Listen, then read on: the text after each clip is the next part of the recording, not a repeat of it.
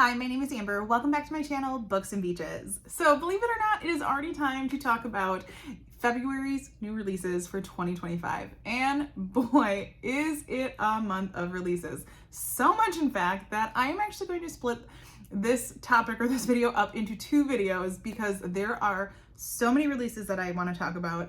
We would be here forever. So this is going to be part one, and this will focus on the first two release dates in February, which, let me just remind myself, are February 4th and February 11th. And then I will have another video come out tomorrow talking about the second two dates because, like I said, there are just so many great books releasing in the month of February. So without further ado, let's jump in and get started. So like I said, our first release date is February 4th, and there are a ton of great books coming out.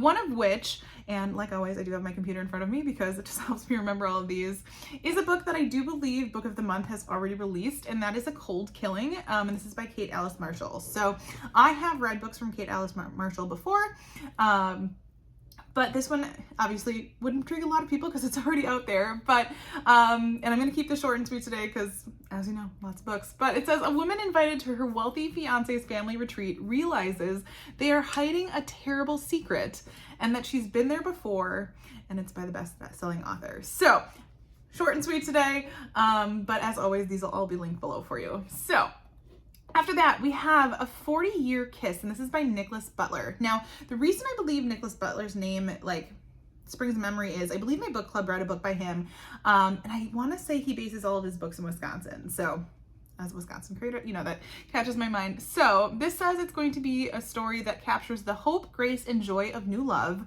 but also the mistakes, scar tissue, and regret of past love.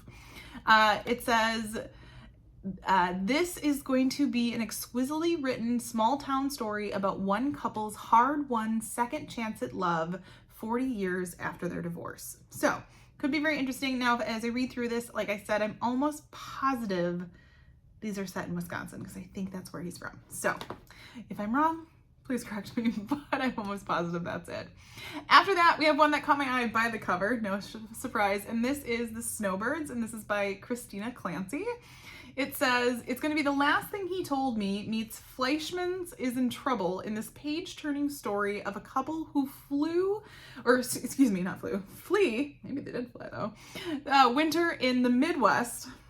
I can understand why you'd want to do that, for Palm Springs, where they find their relationship at a crossroads. So, like I said, short and sweet today, but my parents are actually planning on being snowbirds next year, so I just thought that was a fun title, and the thought of being snowbirds and getting away from the Midwest winter sounds fabulous. So, because it's been cold and windy here, although we're getting warmer temperatures later. So, after that, we have Junie, and this is by Erin Crosby Eckstein.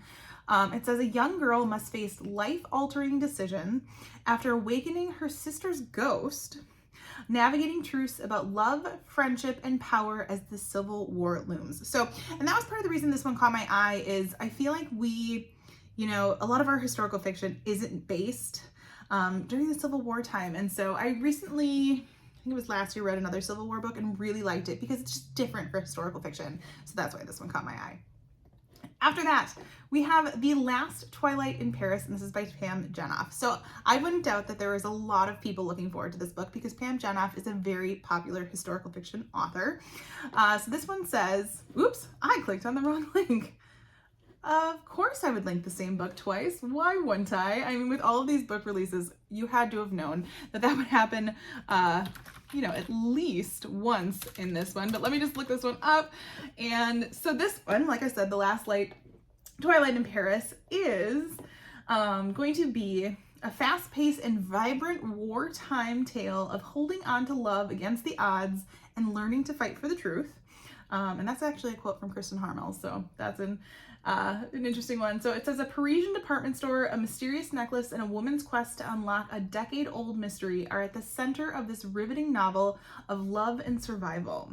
So looks like we might be in London in 1953. So slightly different timeline than, a lot of historical fiction, like I just finished saying, but that one is available to you on the 4th. So I'm just going to replace my link there because I love to be able to provide those for you all. After that one, we have a book called Listen to Your Sister by Neva Veil. Now, I don't think I've ever heard of Neva Veil before, but it says, actually, it's a most anticipated by Goodreads, Book Riot, Polygon, Screen Rant, and more. So clearly other people have heard of this author. It says, for fans of Jordan Peele's films Stranger Things and The Other Black Girl, Listen to Your Sister is a laugh out loud, deeply terrifying, two very different things there, and big-hearted speculative horror novel. Oh, and this is a debut. So that's kind of cool. I do love featuring a debut. I know I have a couple on this list for the month of February. So, yeah, let's see. It's a fever dream of a novel that effortlessly dances between horror, literary, and family saga, sure to appeal to the fans of Grady Hendrix, and Stephen King. So, yeah, I know I'm not saying too much, but like I said, I want to keep these short and sweet because we have so much to talk about. All right. After that, we have a book by T.J. Klune, which I wouldn't doubt a lot of people are looking forward to, and this is The Bones Beneath My Skin.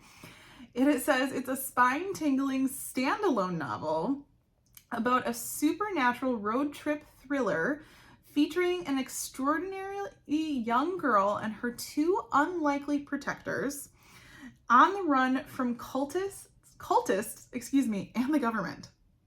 Sounds kind of wild. Now, I like T.J. Klune's writing. I have not finished the second book in this the Cerulean Sea series, but I know I need to finish it. But this one catches my eye, and I like the fact that this one doesn't have to do with any of the other series that he wrote. So, yeah. Ooh, and it looks like it's based in 1995. Love a good 90s book. So there's that. All right. After that, there's a book called It's Getting Hot in Here, and this is by Jane Costello. Quite the title there. It says, a hilarious, relatable, and delightfully swoon-worthy. It's going to be the laugh out loud coming of middle age rom-com meets mom-com readers have been waiting for. Sounds interesting. And it says, it's a celebration of midlife and all of its marvelous messiness. So, not quite there yet, but could be great for some of us that are. All right. After that, we have Under the Same Stars, and this is by Libba Bray. I hope I'm saying that right. And now the end pages on this one are so cool. It's quoted by E. Lockhart, who wrote We Were Liars. Love that book. Says, this book will leave you shattered and violently hopeful. Okay. All right. It says, this is going to be a historical mystery that examines truth, rebellion, reconciliation, and what must be sacrificed for a better world. Sounds really intriguing. The quote here, it says, it was said that if you write to the bridegroom's oak, the love of your life will answer back. Now the tree is giving up its secrets at last. Several different timelines. We have 1940s Germany, 1980s West Germany, and spring 2020 in New York City. Love multiple timelines. That one may have to move a little bit higher up on the list because that sounds really, really good.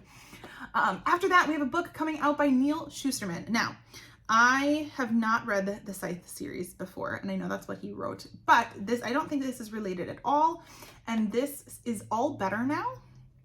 It says, this is a young adult thriller about a world where happiness is contagious, but the risk of catching it may be just as dangerous as the cure. Ooh, twisty, sounds twisty.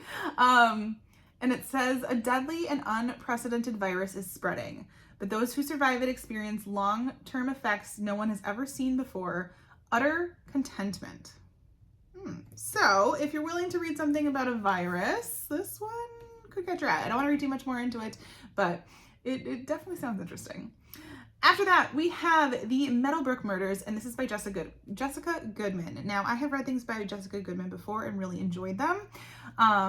This one says it's the perfect dark academia read filled with murder, twists, and a jaw-dropping mystery, and very privileged people doing deliciously bad things. Now, if that doesn't sound like an Audrey quote to me, I don't know what does, because I know, her favorite thing is dark and messed up people doing dark and messed up things. So this is like a YA that might be right up Audrey's alley, and that would be Audrey at Chapter and Converse. But it says it's going to be a page-turning mystery set at a prestigious, New England boarding school about how telling the truth can come at a deadly price. So, that's a YA that is right up my alley, and I'm almost positive I have that one on NetGalley, so I cannot wait. And then the last one that I found coming out on February 4th was These Vengeful Wishes, and this is by Vanessa Montalban. Last name's to me. But it says, they think they can hide their wickedness, but I see into their rotten hearts. It says, a vengeful female spirit with a thirst for justice ignites a teen girl's rage in this new YA horror. So it's YA, but it's horror. So yeah, I don't want to read too much into it, but I think that there's a lot of past going on. The cover is really interesting, so it'll be linked below if you want to check it out. But those are all of the books that I found coming out on February 4th. All right, so now we are at part 2 of this video, or I should say the second release date. Part 2 will be tomorrow. But our second release date in February is February 11th. Now, this is a date, batten down your hat just like us, because we have a lot of books coming out on February 11th. And this is actually the whole reason I wanted to split this video into 2, because this list on this day is so long. So I'm going to be trying to keep these as short and sweet as I can, but there's so many good books. So here we go. All right. So the first one, we have A Girl Like Us, and this is by Anna Sophia McLaughlin. It says, Succession meets Saltburn in a crackling locked room thriller, and those ones are going to catch my eye, of inconceivable wealth, unchecked power, and the secrets poised to bring a powerful family down. Now, as you know, with my thrillers, I don't like to know a lot, and today we are keeping everything short and sweet, but that one definitely caught my eye. It's also based in 2004, which is like right at the end of my high school career, so you're gonna have me hooked at that. All right, we have The Last Hamilton, and this is by Jen Bregman. And this says, after the last heir of Alexander Hamilton's line is murdered, her heartbroken husband and best friend team up in this twisty thriller where a mysterious death uncovers not just an ancient secret society, but the treasure it holds, perfect for fans of Dan Brown and Sarah Penner. So two very interesting authors to mix together there, but definitely caught my eye. It says, the more they know, the more danger they're in. So great line to hook you there. And I know a lot of people are really interested in Alexander Hamilton after the whole musical thing. So, and I shouldn't call it a musical thing. I know it was extravagant. So after that, we have Nothing Ever Happens Here. And this is by Serafina Nova Glass. And it says it's going to have a charming cast of characters, a twisty mystery, and a diabolical killer. And it's going to be impossible to put down. That's a quote from Robin Harding. Really enjoyed her book. So it says, nothing ever happens in small towns.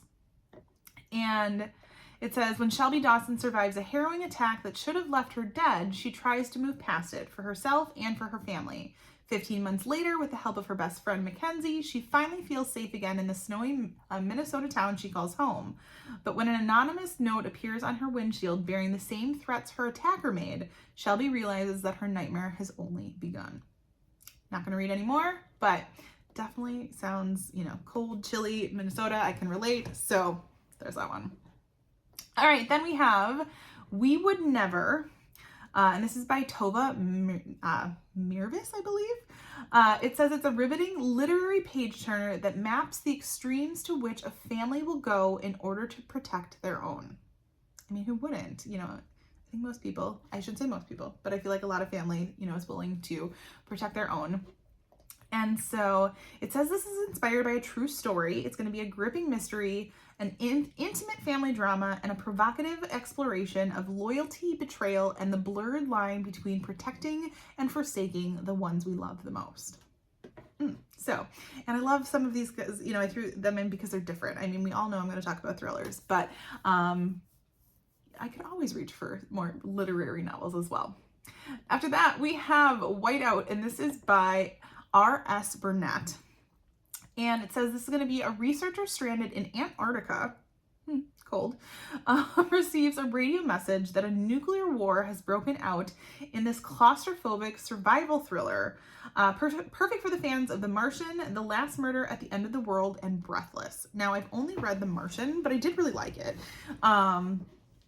And it says, it's been 4 months since glaciologist, didn't know that was the thing, Rachel Beckett left her husband and daughter to join an urgent research trip to a remote field station deep in the Antarctic. But after losing all communication with her crew at base camp, she's trapped and alone and running out of supplies. The only information that she has about what's gone so catastrophically wrong is an emergency radio broadcast playing on loop. A nuclear war has broken out and Rachel might be the last survivor on Earth. That's all I want to know, but it sounds like that one could be very interesting. All right, after that we have You're Fatally Invited, and this is by Andy Pliego? Names, guys. It says it's an exclusive thriller writer's retreat hosted on a private island turns lethal when one of the authors is found murdered. Now, I wouldn't doubt that this is gonna maybe go in the lines of, like the One of Us, not One of Us is Dead. Oh my goodness. Kind of the one by one trope. But it says this is a fresh spin on a locked room murder mystery. And it says, confess the crime, survive the tropes. One by one, you'll lose your turn until only one of us remains. Ooh, so I was right. Okay, so I should have known better. And who doesn't love, I should say, I always love, remote island books. So there's that. Then we have Can't Help Faking in Love. I had to make sure I got that one right, by Swati Hedge. This says a young woman with Bollywood roots hires a barista to act as her boyfriend for her cousin's wedding, only to learn you can't fake chemistry like theirs in this Desi romance from the author of Match Me If You Can. So I just thought that looked kind of cute, and the title caught my eye because at first I wanted to say I Can't Help Falling in Love, but like the song, but so had to throw a nice little romantic comedy in there. After that, we have Change of Heart, and this is by Fallon Ballard. And once again, another little nice rom-com in here. And this is a workaholic is faced with striving, for one goal she never wanted: love. So I'm sure, these are probably your, HEA, your happily ever after books, but that's all right. We need a few of these, to lighten some of the load, especially with the books that I find. So that one will be linked below. After that, we have the second book in a series, and actually I didn't know that until I was kind of linking these, but this is Get Lost With You. This is book number 2 in the Rock Bottom Love series by Sophie Sullivan. And it looks like, the first one was called Love Naturally. So this will be the second book. I don't want to look too much at this, just in case any of the details give something away from the first book, but it does say this is going to be a second chance at love, a small town romance that's all sweet with just a hint of heat. I love that they tell us that. So yeah, I'm not going to read too much into it just in case it does spoil the first book, but it'll be linked below. After that, we have book 3 in a very, very popular series for a lot of people. I have not tried it, but this is Scie and Sparrow, and this is by Brynne Weaver, which is part of the Runius Love trilogy. I think the first one was Butcher and Blackbird. So I have not read these. I didn't want to read too much into it just in case it does spoil this for anybody, but this is book 3 coming out on February 11th. So I'll have that linked below. How many times can I say that in this video? Gotta make fun of myself, it's just how it works. After that, we have the Dollhouse Academy, and this is by Margarita Montemore. And, it looks like she wrote Una Out of Order. I have not read that, but I've heard of it. This is gonna be a novel about 2 best friends and an aspiring actresses, they're both aspiring actresses, who join the Dollhouse Academy, where stars are made and dangerous secrets are hidden. So, this says it's as if the wives of Stepford went to the Valley of the Dolls. Don't know what the Valley of the Dolls is, but could be interesting. It says this is dark academia twists and an enormous heart. It's going to be a novel about the complexities of friendship, our desire to be seen and understood, and the true cost of making our dreams a reality. So, sounds Very, very interesting.